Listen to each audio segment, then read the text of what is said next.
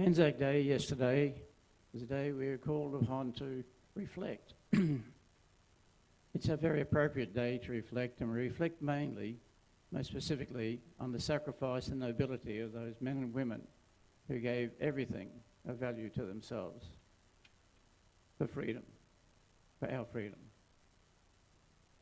I wasn't born until the end of World War II. I sometimes claim that they stopped the war because I was born. It happened a week after my birth. However, it's a good story and I'm sticking with it. But my point of reflection over the last couple of weeks, as it is every year when I come to Anzac Day, is centred on two men I knew. Like Rob, my grandfather, George Ball, fought in the First World War. A simple, humble labourer, 27-year-old man with 4 young kids under 8, left his wife, volunteered in 1917 to go to war to defend his country. He'd come from England, arrived in Australia. And this young man went to fight in the trench warfare in the Somme. He wasn't killed in the war. Now, he came home in 1919, totally and permanently incapacitated from the multiple wounds he had and the shrapnel lodged in his back that stayed there for the next 45 years of his painful life. I only knew him for the last 18 years of his life, but he was constantly in pain, in anger and anguish. Then in 1950, I started school and I met this 5-year-old boy called Kenny Gant. Kenny was a nice kid. We sat near each other in school. I played marbles with him in the dirt at Belmont School, before school, and even a few minutes into school if we could get away with it. He was a really nice kid. I knew him for the first 4 years of school. I went to another school. Never seen him since. But I saw his picture on the paper 15 years later as the first conscript in Australian history ever to be killed in battle in Vietnam. And I cried.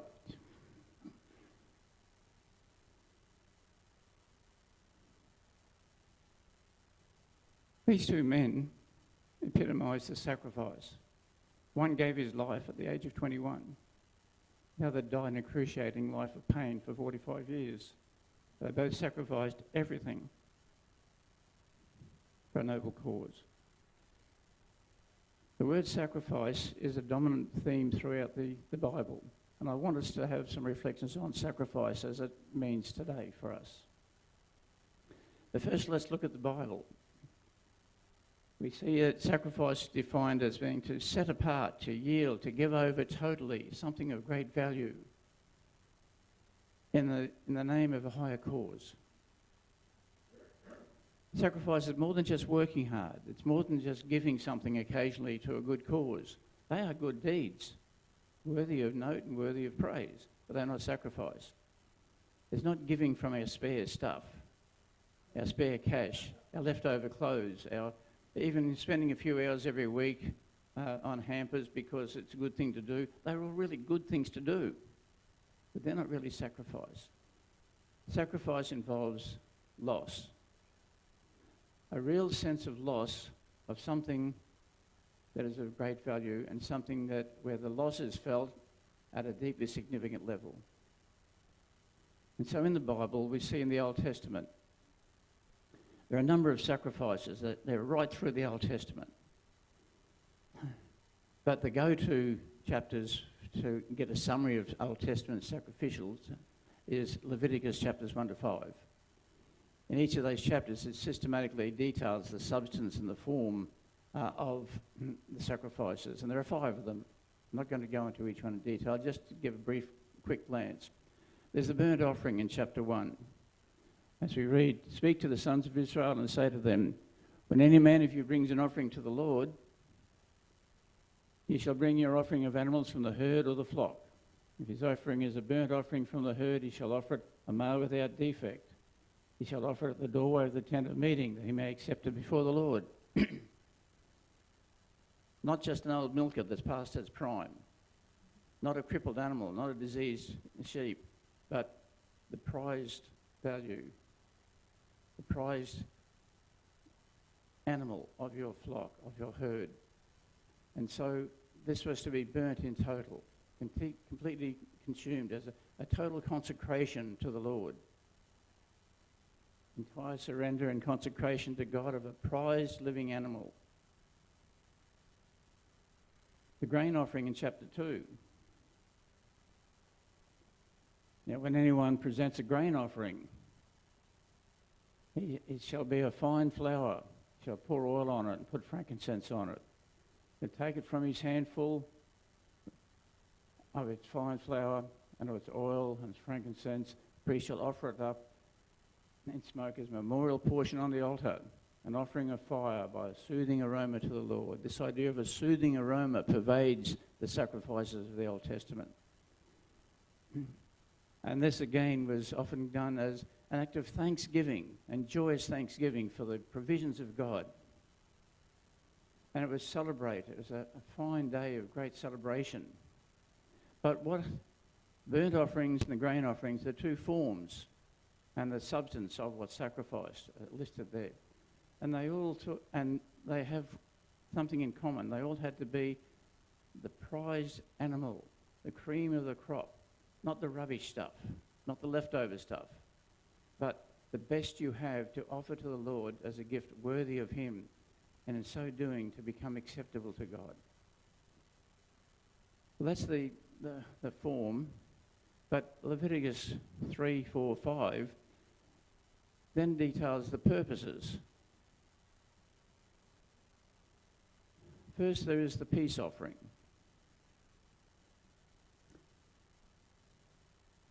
If his offering is a sacrifice of peace, it is to come out of the herd, whether male or female, without defect. Again, that theme of without defect, a prized, valued asset.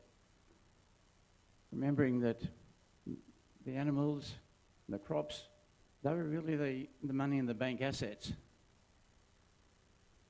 And so that was all that gave them life. Was their animals, their grain, the whole business of giving the life-giving sources that you have available to you, hand them over to God. And the peace offering was often another time of bringing people back into relationship with God as they'd wandered away and the relationships were strained, whatever. But it was often a time of thanksgiving or just a free will gift or a votary appeal. Votary simply means that's associated with making a vow. And a person would make a vow, Lord, if you defend me from my... the kings would make a vow, Lord, if you defend me from my enemy, I will give half my kingdom to the poor. You know, this vow was often associated with a peace offering. Lord, heal my child. I'll dedicate him to your service in priesthood. And so the peace offering was generally a positive occasion for trying to make peace, to get it. And to me, that seems to be the fundamental underlying aspect of all sacrifices, that it is an attempt to be at peace with God. But there are a couple of more heavyweight ones. The sin offering. If a person sins unintentionally, then if their priest brings sin, anointed priest sins as to bring guilt on the people. These are unintentional offences to God. The sort of thing that we tend to cover in the Lord's Prayer with forgive us our trespasses without detailing them, because we don't even know what they were most of the time. But we know there's somehow it's been shown. This is what the sin offering was about. It wasn't an appeal to gloss over willful, known sin, but it was to seek general atonement for unintentional sin. It was still a burnt offering or a grain offering in its form, but this was the purpose of it. And the heaviest one of all was the guilt offering. In chapter 5, it starts off with the first 4 verses detailing a lot of grievous offences that anger God. And then in verse 5 it picks it up with anybody who's committed one of these sins he's in trouble. But it is seeking a specific atonement for a known, specific, remorsefully confessed sin. If I know I have stolen something from my neighbour, I must confess that. I openly confess that. And usually this is accompanied by some sort of compensation or additional punishment. And so these sins all have something in common. A variety of forms and a variety of purposes, but all something in common. They are all the idea of sacrifice by way of substitution. Very often, almost always, associated with the hands-on approach, literally a hands-on approach. As the beast was being slaughtered, the offerer would have his hand on the animal to identify with him. This is me doing this. This is my animal, my sin, I confess. And they always involve both expiation and propitiation. Now, everybody knows what those words mean, so I don't have to explain them. They are words used commonly throughout the Bible, by the way, terms we tend to gloss over because we don't know what they are, but they're simple in their meaning. Expiation is wiping out the sin, cleaning the slate. It doesn't exist anymore. But you know, for every offence, somebody is hurt. Somebody is offended. There's an offender and the victim. I was trying to think of the right suffix there, I don't know it. But there's the one who offends and the one who is offended. And you know, when somebody wrongs you, there's a natural sense of resentment, even an anger, a lack of trust, a breaking of relationship. But when the offender and the offended can come together and be reconciled, then there's probably no stronger bond, because you've been through the hard stuff. And so God's wrath, his just and righteous wrath, is appeased. And it's almost like God not only forgives you, but he doesn't hold resentment anymore. And that's propitiation. One means getting rid of something, the other one is taking something in. But one thing about all the Old Testament sacrifices were, although they were always performed, they were never final. They had to be repeated regularly, all the time, over and over. All through the Old Testament you see these sacrifices. And so we come to the New Testament, where the focus is always on the sacrifice of Christ. And the sacrifice of Christ, I don't have to give you the details. We know that so well. We've seen it. Michael's rehearsed it here before. Rob has. We know the details. But in the light of the Old Testament, this is what they're all leading to. You see, in Jesus' sacrifice, all the elements of the sacrificial purposes were met. The substitution, the atonement, the expiation, the propitiation, all those things all come together. But the big difference was in the last part. This was the climax of the sacrificial requirements. This was the final word, the final performance. We read in Romans and Hebrews, both of which take up the themes of the Old Testament sacrificial system. But in Romans, we read, now the righteousness of God through faith in Christ for all those who believe. There is no distinction. All sin, all fell short of the glory. Being justified, therefore, having been justified, we have peace. We don't have to keep requesting it. We don't have to keep revisiting it. We have peace. And then Hebrews is even more specifically referring to the Old Testament sacrifices, where it says how Christ appeared as a high priest. He entered through the greater and more perfect tabernacle. You see all the Old Testament references here. Not made with hands, but not through the blood of goats and calves, but through his own blood, he entered the holy place once for all, having obtained eternal redemption. Jesus' sacrifice is sufficient and it's final. It's enough for everybody and for all time. And that is the joy. So, but the further thing about sacrifice in the New Testament is sacrifice in the church.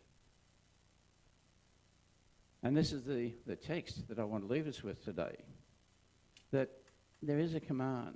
There's no longer the need to sacrifice animals or offer grain, first fruits, cream of the crop, prized animals, but rather there is a demand to offer ourselves.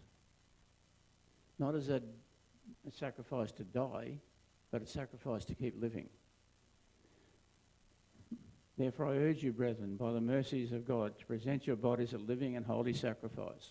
That is the command of the New Testament, or the urging of Paul, but the demand to present ourselves as a living sacrifice. Everything we are is to be to the honour of God, is to be the expression of God, to be an expression, a living out of the peace we have with God. And through Christ we have peace with God. That is the greatest thing we have. It's not just heaven hereafter or anything else, not just a code of ethics, but peace with God.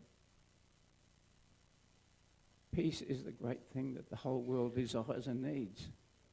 Every individual of us wants to be at peace with the ones we love. Nothing worse than being estranged from the people who love you. And the outcome of it, we become acceptable to God in service and worship. They're the things that we do to express our living sacrifice. And we are transformed.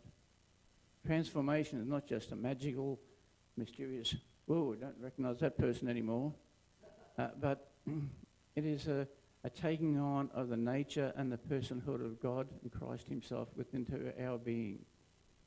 The term I've used quite often is it's the appropriation of the godness of God, where we make the godness of God alive in our being. That might be a pretty big thing to comprehend, but I can't think of other ways of explaining it. We become as God, not as supreme governor of the universe, but just as the representation of God's peace.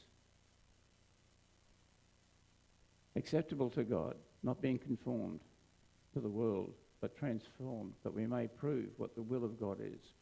We become the living expression of God's will, so they may prove that which is good and acceptable and perfect. Perfect meaning complete. And there is a spirit. John, probably my favourite verse in Scripture. I spent 4 or 5 years on studying this one verse in intense detail.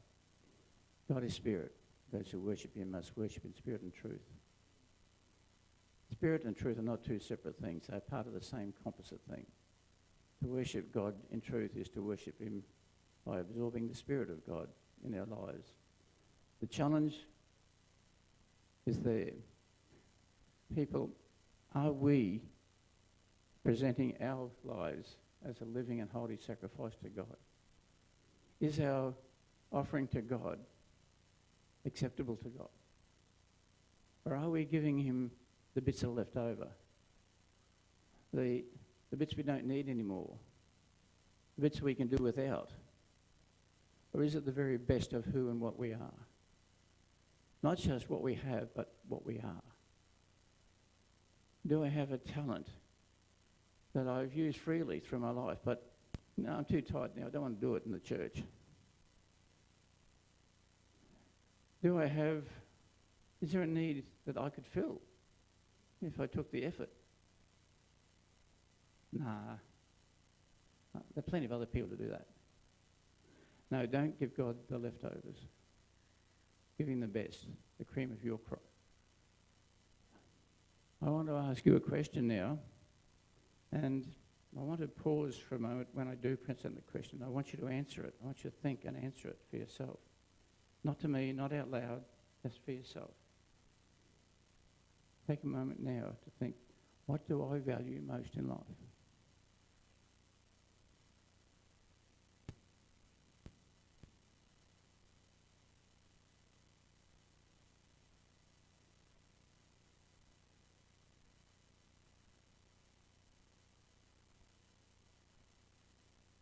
What do I value most in life? I could probably suggest a few things and I'd probably hit a score somewhere. I'm not going to. It will be different for everybody.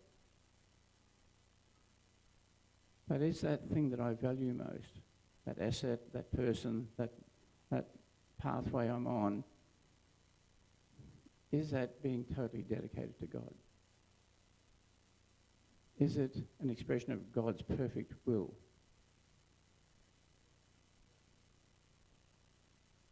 And then the big question that I want you to consider through this week,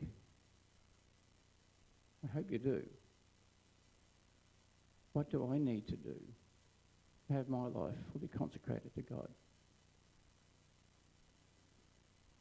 Take that question. I urge you to think about that and come up with your own answers. Because in the words of Paul, I urge you, brethren, to present yourselves a living and holy sacrifice, acceptable to God, which is your spiritual service.